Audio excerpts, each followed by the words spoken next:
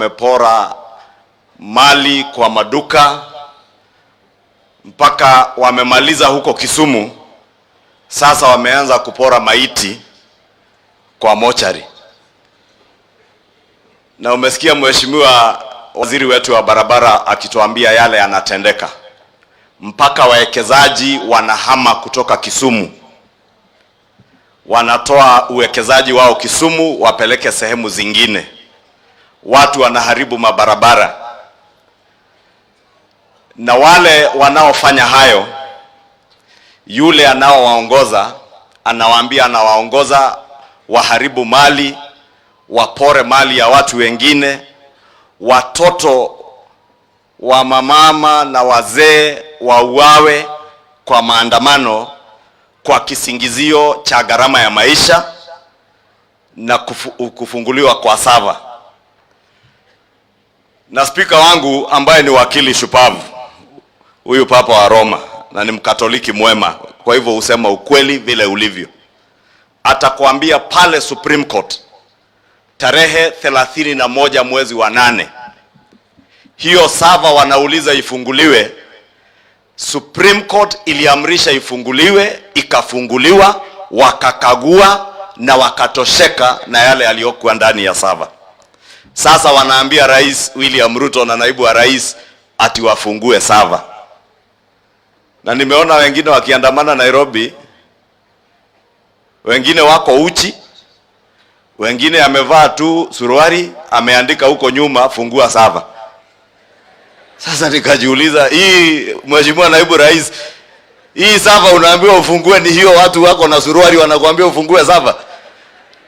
Na rais, na wewe ni mtu wa kanisa, huyu naibu wa rais ni mtu wa PCA. Rais wetu ni mtu wa kanisa. Hizo sava hawa hawezi kujua kufungua. Hawa wametuambia funguo walio nayo ni sava ya uchumi wa Kenya. Venye tutafungua uchumi, watu warudishe pesa mfukoni venye tuliwaahidi tukifanya campaign hata hapa.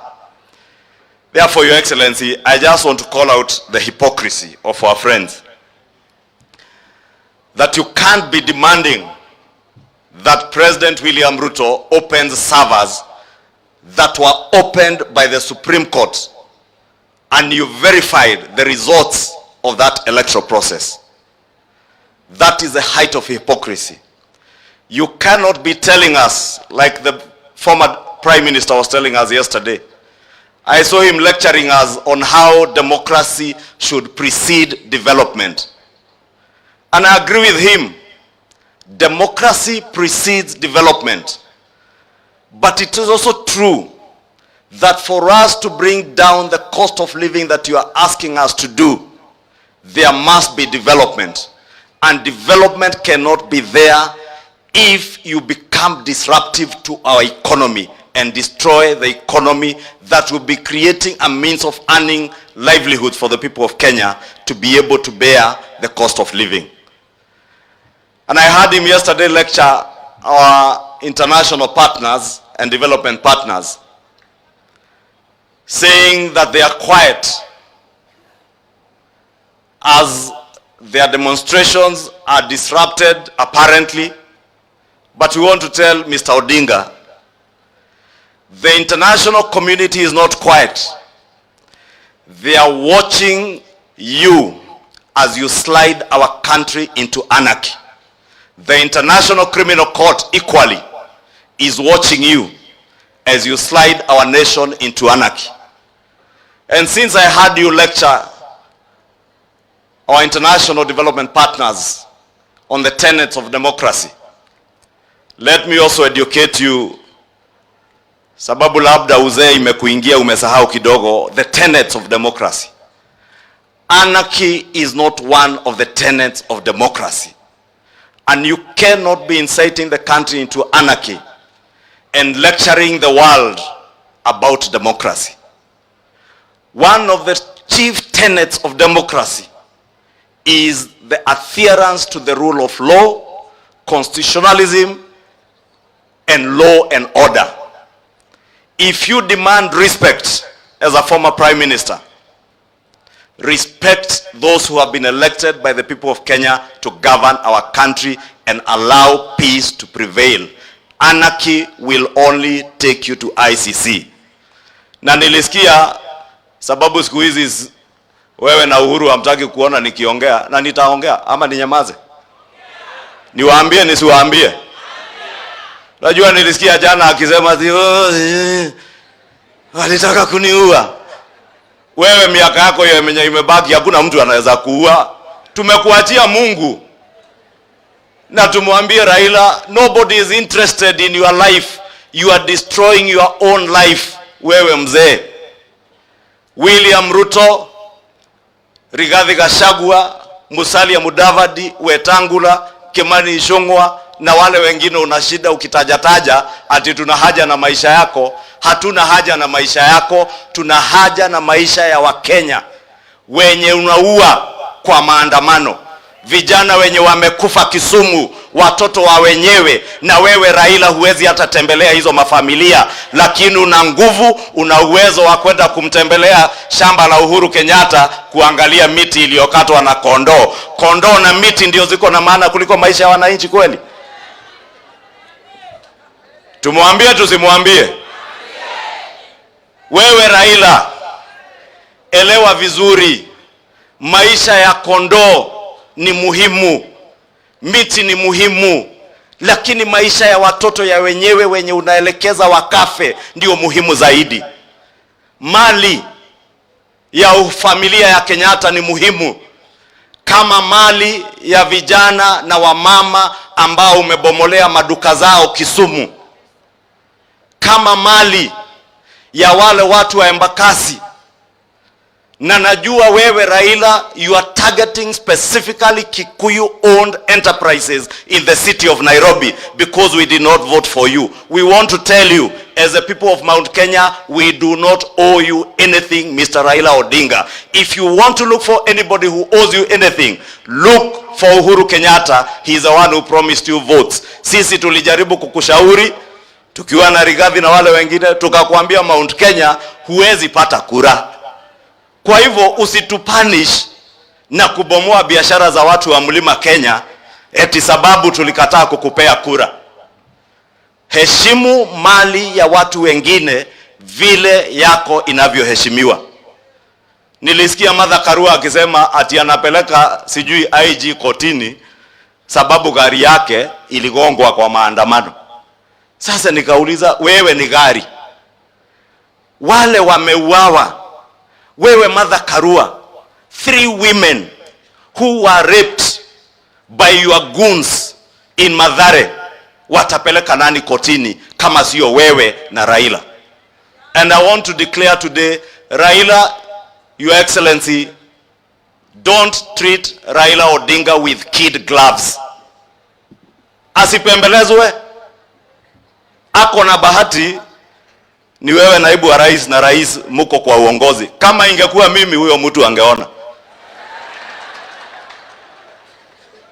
Huyo mtu ati ubomoe biashara za watu, uende ukapore mpaka maiti, unatoa maiti kwa sanduku, unatupa nje, uibe sanduku la maiti, unabomoa biashara za watu Nairobi. And Raila Odinga, we respected you as a father of democracy in this country, but you have since transitioned from a fighter for democracy to a hired goon. You are now a mercenary for hire, hired by Uhuru Kenyatta to try and blackmail a legitimately elected government by the people of Kenya. We want to demand that the government must now treat Raila Odinga as a leader of goons, as a leader who is leading hooligans who are maiming, raping and looting people, not just in Kisumu but also in parts of Nairobi, and they must be stopped. Wasimamishwe, wasisimamishwe? Wasimamishwe, wasisimamishwe? Na unajua ni venye tu tunapenda amani, Mheshimiwa Naibu wa Rais. Sio ati hatuna uwezo wa kukusanya watu walinde mali yao, but because we value the peace of our country above everything else. That's why we exercise restraint Hata kama juzi niliona wakienda ati kupiga factory yake ile ya gas na shamba ya Uhuru ati ili watuwekelee hiyo. Na niliwaambia sisi sio watu wa kutishwa, walituwekelea. Hata huyu naibu wa rais walimwekelea mambo, akashikwa, akapelekwa kotini, si ameachiliwa. Kwa hivyo msichoke mkivamia manyumba zenyu, na mjiulize wa Kenya, kama Raila Odinga mke wake ako kwa ofisi siku ya Jumatatu, wafanyi kazi zaidi ya 100 wako kazini pale Spectra East Africa, na anakuambia wewe usifungue duka ati ni holiday. Kama kwa shule ya Peponi School ya Uhuru Kenyatta watoto wanasoma, na unaambia watoto wa maskini Kibra wasiende shule na wengine Kisumu wasiende shule. Na by the way, ni sehemu kidogo tu, na naibu wa rais, tafadhali zimeni hii maneno, sababu mlima Kenya yote hakuna maandamano. Ndio walijaribu ati wakivamia shamba ya Kenyatta ati watu wa Mount Kenya wataamuka waingie kwa maandamano, wa join kwa maandamano. Watu wa Mount Kenya walichanuka. Watu wa Western, mumeona governor wetu hapa Kakamega hayuko kwa maandamano. Kakamega iko maandamano? Watoto wanasoma hawasomi? Si munaendelea na biashara? Uende Mount Kenya ni vivyo hivyo, hakuna maandamano, watoto wanasoma, biashara zinaendelea. Uende Northeastern Kenya hivyo hivyo, no maandamano, watoto wanasoma, biashara zinaendelea. Uende Coast hivyo hivyo. Maandamano sasa imebaki hapa Kisumu peke yake, na pale Kibra na Mathare, and he is bringing goons ili kwenda kupora mali ya watu. That we want to tell you, Mr. Raila Odinga, you will stop. If you do not stop, government must use all legitimate force to stop you from destroying our country, destroying the peace and tranquility in our country, and destroying other people's properties. Kwa hayo mengi, nikirudi Nairobi nikiona huyo mzee nichune masikio? Nichune nisichune? Nichune? Asikie vizuri? Na tumwambie tunamtakia maisha marefu. Hakuna mtu ana haja na maisha yake. Sasa ukifikisha miaka 80, kwani unafikiria utaishi miaka ngapi dunia hii? Lakini hayo sisi tumekuachia Mwenyezi Mungu. Serikali ya William Ruto sio serikali ya handshake. Serikali yako wewe Raila Odinga na Uhuru Kenyatta, muliua wa Kenya 200 karibu na 30, mukatupa mili yao hapa River Yala, mukatupa wengine Abadea, wengine Savo. We want to tell you, this is a government that respects God and values the sanctity of life. We have no business with your life. Wewe beba shida zako, peleka kwako, lakini usilete wa Kenya wengine. And nobody is interested na wewe, lakini wewe pia heshimu maisha ya watoto wa wenyewe. Yule kijana alikufa Kisumu juzi, yule wa university alikufa ile wiki ingine. Ni watoto, ni binadamu.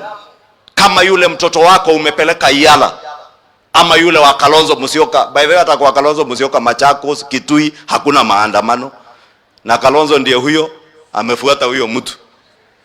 Kwa Martha Karua mahali alipata kura 3 huko Kirinyaga, ama mnafikiria Martha Karua aliletea Raila kura? Alipata kura ngapi? Yake na ingine ya walevi wengine wawili walikuwa hapo Kirinyaga. Si mnajua mlevi alikuwa anauza pombe hapo Kagio? Sitaki kumtaja jina sababu ametulia, aendelee kutulia, si ndio? Watu wa Mlembe mmesema sio maandamano ni maendeleo. Asanteni, Mungu awabariki na muendelee hivyo, tukae kwa amani na musitishwe na mtu wa kitendawili, fujo, kurusha mawe. Si William Ruto alituambia huyu mtu ni yule tu wa kung'oa reli? Si sasa anang'oa reli huko Nairobi? Si ndio hiyo Murkomen amesema wanang'oa guardrails? Si anarusha mawe? Na akirushiwa tia gas canister moja anasema anataka kuniua. Kuna mtu anataka kuua? Si tumuombe Mungu jameni, afunguke macho. Asanteni, Mungu awabariki.